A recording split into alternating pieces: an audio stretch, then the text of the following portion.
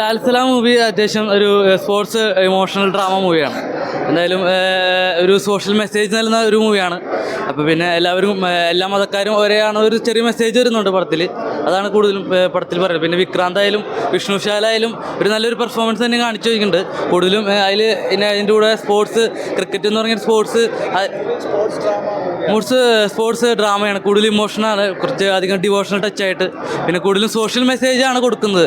എല്ലാ മതക്കാരും ഒന്നാണെന്ന് പറഞ്ഞൊരു മെസ്സേജാണ് ഈ മൂവിയിലൂടെ കൊടുക്കുന്നത്.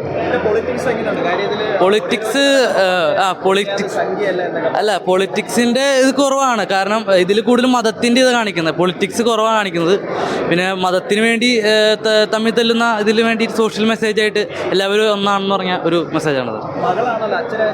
അതെ, അതിൽ നമ്മൾ ഒരു ചെറിയ അപ്പിയറൻസ് ഉള്ളെങ്കിൽ കൂടി നല്ലൊരു ഫുൾ റോള് തന്നെ ഇതിലുണ്ട്. ചെറിയ അപ്പിയറൻസ് ആണെന്ന് പറഞ്ഞത് തെറ്റാണ്. ഒരു നല്ല മുഴുനീള റോള് തന്നെ രജനീകാന്തിനുണ്ട്. ഒരു വെറൈറ്റി റോള് തന്നെയാണ് എന്തായാലും രജനീകാന്തിൻ്റെ. എന്നുവെച്ചാൽ അധികം ഗൂസ് പംപ്സ് എന്ന് വെച്ച് കഴിഞ്ഞാൽ ഒരു നോർമലായിട്ടുള്ളത്, അതായത് മാസ് ഡയലോഗുകൾ കുറവാണെങ്കിൽ കൂടി കൂടുതലും ഒരു ഷോ അതെല്ലാം പഴയ പടങ്ങളുമായി തന്നെ സെയിം തന്നെയാണ്. പക്ഷേ കൂടുതലും ഒരു ഡിഫറെൻറ്റ് ടൈപ്പിലായിരിക്കും ഇതാണ്. അത് ഇത്തിരി സ്ലോ മൂവിയാണ്, കുഴപ്പമില്ല, നല്ല മൂവിയാണ്. എല്ലാതരം പ്രേക്ഷകർ എന്ന് വെച്ചാൽ ചിലർക്ക് ഇഷ്ടമാവണമെന്നില്ല. കാരണം ഇതൊരു എല്ലാ സോഷ്യൽ മെസ്സേജ് പറയുന്ന ഒരു മൂവിയാണെങ്കിൽ കൂടി കൂടുതലും തമിഴ്നാട്ടിലൊക്കെ നല്ല രീതിയിൽ ചർച്ച വിഷയമാകും എന്തായാലും മൂവി. കോമഡി കുറവല്ല, സീരിയസ് ടൈപ്പാണ് കൂടുതലും കാണുന്നത്. ഫസ്റ്റ് ഹാഫ് തൊട്ട് സെക്കൻഡ് ഹാഫ് ആയാലും കൂടുതലും സീരിയസ് തന്നെയായിരിക്കും. ഇമോഷണലി ബേസ് ചെയ്തിട്ടുള്ള ഒരു ഡ്രാമയാണ് എന്തായാലും. അതെ, മേക്കിംഗ് ഒക്കെ ഉഗ്രനാണെങ്കിൽ കൂടി ചെറിയ പോരായ്മകളുണ്ട് പടത്തിൽ.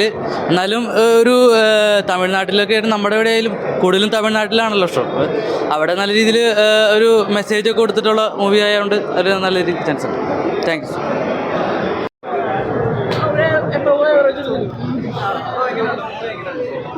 ഒരു സിനിമ കുഴപ്പമില്ല.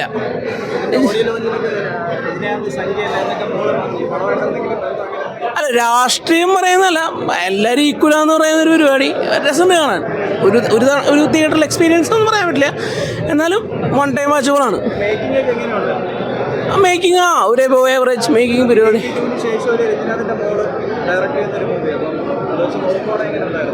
അല്ല, മോള് എന്നുള്ളതല്ല, കുഴപ്പമില്ല, ഒരു വൺ ടൈം വാച്ച് കണ്ടിരിക്കാം.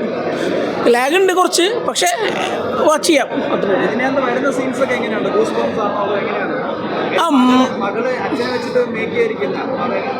അല്ല, ആള് സൂപ്പർ സ്റ്റാർ ആണല്ലോ, അപ്പോൾ അതിൻ്റെതായ രീതിയിൽ തന്നെയാണ് പടം അവസാനം വരെ കൊണ്ടുപോയിട്ടുള്ളത്.